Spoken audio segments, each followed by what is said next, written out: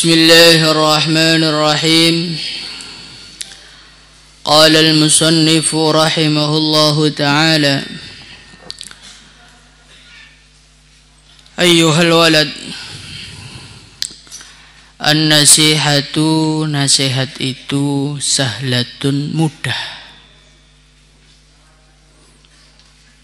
Maksudnya mudah untuk dikerjakan. Wal muskilu, yang susah itu qabuluha, adalah menerima nasihat itu.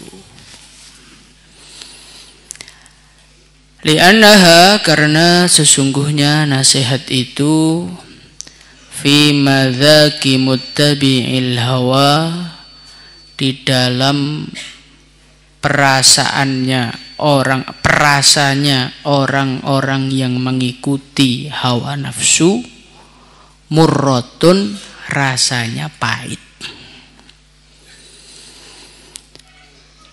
Idzil manahi, karena sesungguhnya larangan-larangan itu mahbubatun, dicintai, fi qulubihim, di dalam hati-hati mereka.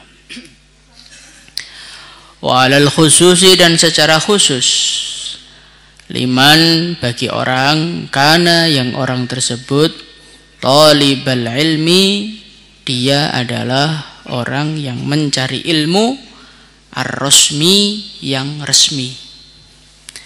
Ilmu resmi itu artinya bisa ilmu-ilmu dunia, atau ilmu resmi itu maksudnya adalah ilmu-ilmu yang dia mencarinya hanya untuk biar tampak pinter, biar tampak hebat, sebagai formalitas saja, bukan untuk diamalkan.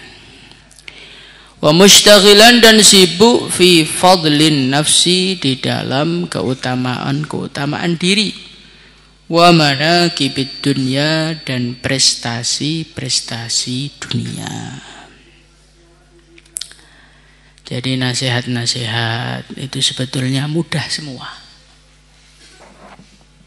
Yang berat itu adalah menerima nasihat itu. Siapakah yang berat menerima nasihat? Orang yang paling berat menerima nasihat adalah orang-orang yang hari-harinya mengikuti hawa nafsu. Orang-orang yang pengen menonjol dirinya. Orang-orang yang pengen mendapatkan prestasi-prestasi dunia. Orang yang dikuasai hawa nafsu, orang yang tergiur dengan dunia, ini adalah manusia-manusia yang paling berat menerima nasihat. Kenapa berat? Karena menurut mereka rasanya nasihat itu pahit. Lah bagaimana nasihat nyuruh kita taat kepada Allah, nyuruh kita tawadhu, nyuruh kita merasa paling rendah dirinya, merasa kita adalah orang paling jelek. Itulah isinya nasihat. Lah orang yang dikuasai hawa nafsu itu pengennya kelihatan paling pinter, kelihatan paling tenar, kelihatan paling berkuasa. Ya, dia akan merasakan kepahitan yang luar biasa di dalam menerima nasihat itu. Lah orang tuh kalau sudah kepahitan, biasanya arahnya lari dari orang-orang yang memberi nasihat.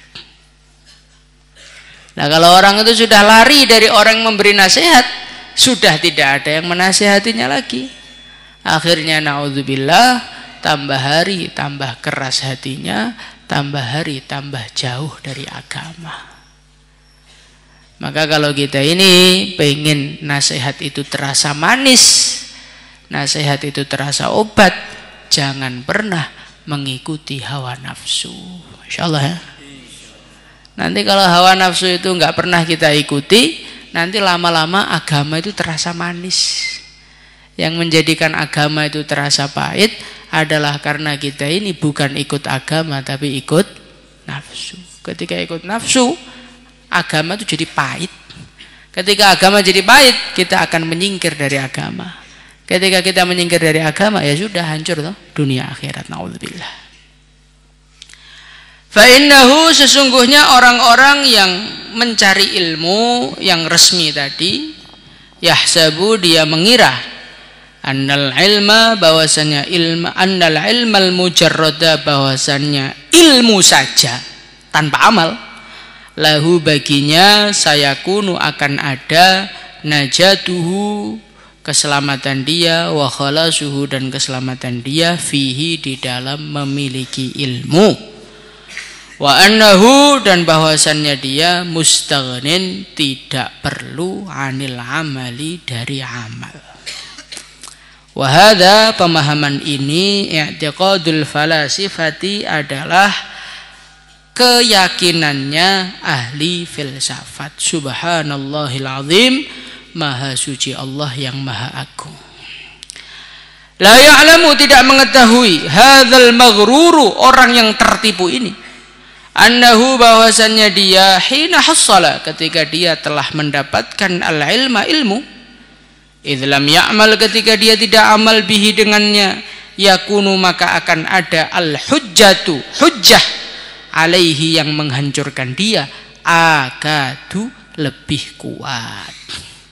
Kama qala Rasulullah sallallahu alaihi wasallam, sebagaimana sabdanya baginda Nabi Muhammad sallallahu alaihi wasallam, asyaddun nasi, manusia yang paling berat, azaban, siksanya, yaumal kiamati, pada hari kiamat, alimun, adalah orang alim, la yanfa'uhullah, yang Allah tidak memberi manfaat kepadanya, bi ilmihi, sebab ilmunya. Masya Allah. Jadi Al-Imam Al-Ghazali rahimahullah ta'ala, setelah beliau menasihati orang agar tidak mengikuti hawa nafsunya, nasihat beliau selanjutnya adalah kepada para ahli ilmu. Orang itu ketika mempelajari ilmu, asik dengan ilmu, tenggelam dengan ilmu, lama-lama terkadangan muncul suatu rasa. Apa rasa itu? Rasa itu adalah bimujarrodil ilmi, hanya dengan ilmu saja saya bisa masuk surga.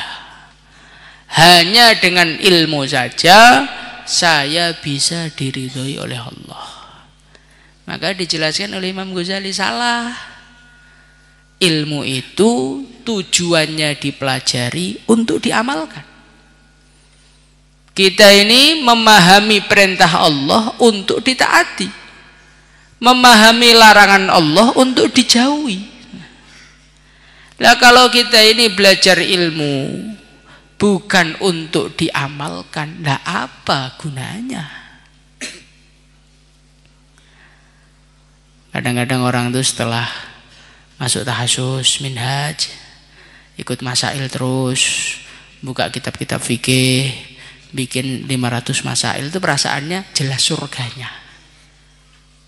Kalau 500 masail itu tidak diamalkan, sholatnya tidak jelas, muamalahnya tidak jelas, ya tidak masuk surga. Maka dari itu, wahai talibul ilm, setelah kita mendapatkan ilmu, amalkanlah ilmu tersebut, insyaallah. Kalau ilmu itu tidak diamalkan, justru alasan menyiksa kita di akhirat itu lebih besar. Kalau orang itu katakanlah tinggalnya itu di Papua sana, di tengah hutan, dia tidak pernah tahu kalau ada manusia selain mereka. Dia tidak pernah tahu ada seorang nabi, ada seorang rasul. Dia tidak pernah tahu ada agama Islam. Kemudian dia mati dalam keadaan tidak mengamalkan agama. Kira-kira orang seperti ini nanti di akhirat disiksa atau tidak? Disiksa atau tidak? Tidak. Kenapa tidak disiksa? Karena dia tidak tahu. Dan ketidaktahuannya diterima. Dia hidup di hutan, dia nggak tahu kalau ada manusia selain mereka, mereka nggak tahu nabi, nggak tahu rasul, nggak tahu Allah. Maka orang seperti ini nanti di akhirat, wa ma kanallahu wa ma kunna mu'adzibina hatta nab'atsa rasulah. Ketika belum ada dai yang datang ke sana, sehingga mereka nggak tahu sama sekali, maka mereka nggak ada urusannya. Mereka nggak disiksa di akhirat. Tetapi kalau orang itu sudah ngaji bab wujubus sholah, wajibnya sholat, terus dia nggak sholat. Wujubus zakah, dia tahu kewajibannya zakat, dia nggak zakat. Dia tahu keharamannya gunjing orang, tapi dia gunjing orang terus. Dia tahu keharamannya riba, tapi dia utang bank konvensional terus. Nanti kira-kira orang seperti ini di akhirat siksanya lebih ringan atau lebih berat? Ketika dia ditanya, kenapa kamu nggak sholat? Dia nggak bisa mengatakan, ya Allah saya nggak tahu hukumnya sholat. Nggak bisa, dia udah tahu kok. Kan kamu sudah tahu hukumnya, kenapa nggak sholat? Maka siksanya jauh lebih berat dibandingkan orang yang nggak sholat karena tidak tahu hukumnya. Oh, kalau gitu berarti lebih enak jadi orang bodoh, Pak. Nggak usah ngaji, jadi orang awam. Nanti kalau sama Allah ditanya, ya Allah saya nggak tahu hukumnya. Gitu? Gimana, kita pulang semua berarti ini? Maka orang tidak tahu itu ada yang ma'dzur, ada yang ghairu ma'dzur. Orang itu tidak tahu, itu ada yang ketidaktahuannya dimaafkan, ada yang ketidaktahuannya tidak dimaafkan. Kalau orang dia hidup di tengah hutan seperti kasus orang Papua tadi, akhirnya dia tidak tahu agama, maka orang seperti ini ketidaktahuannya dimaafkan karena memang dia nggak tahu. Tetapi kalau orang itu sebetulnya bisa tahu, tetapi dia tidak mau tahu. Umpamanya kita ini sudah tahu ada ulama, tapi kita nggak mau ngaji.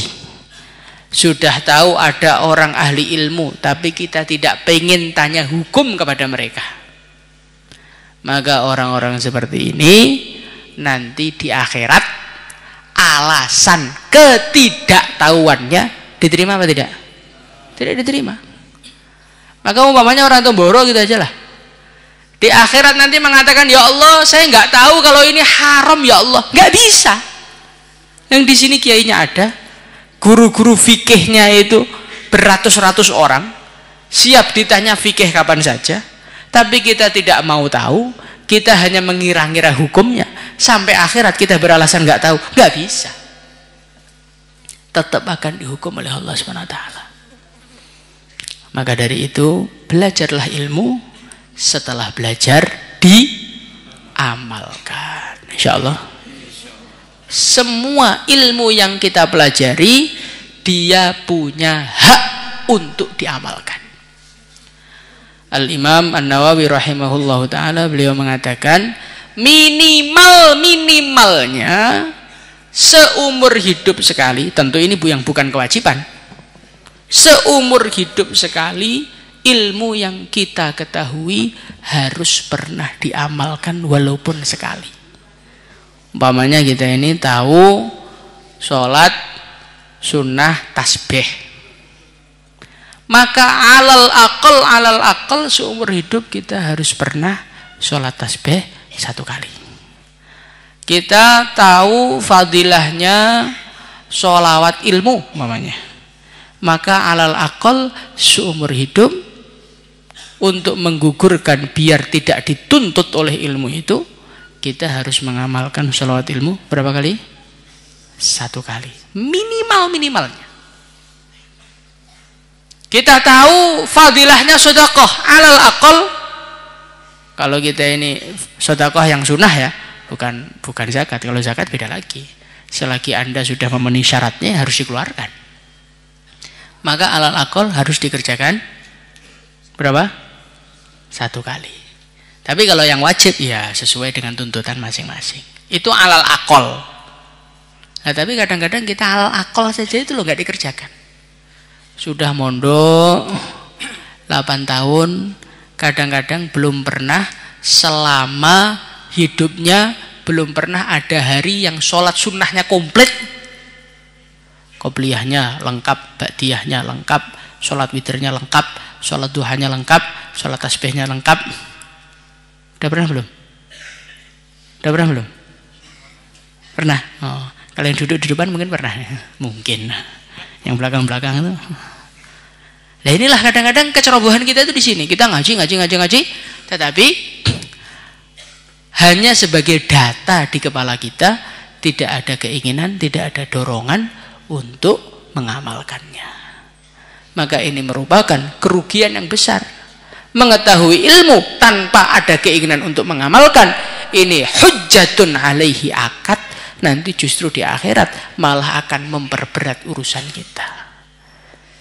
Maka dari itu kita harus niat ngaji dan harus niat mengamalkannya, insyaallah. Nah, supaya kita ini bisa ngaji dan bisa mengamalkannya, jangan ikuti hawa nafsu. Karena apa? Karena mengikuti hawa nafsu itu menjadikan agama itu pahit, akhirnya kita nggak kuat mengamalkannya. Salatullah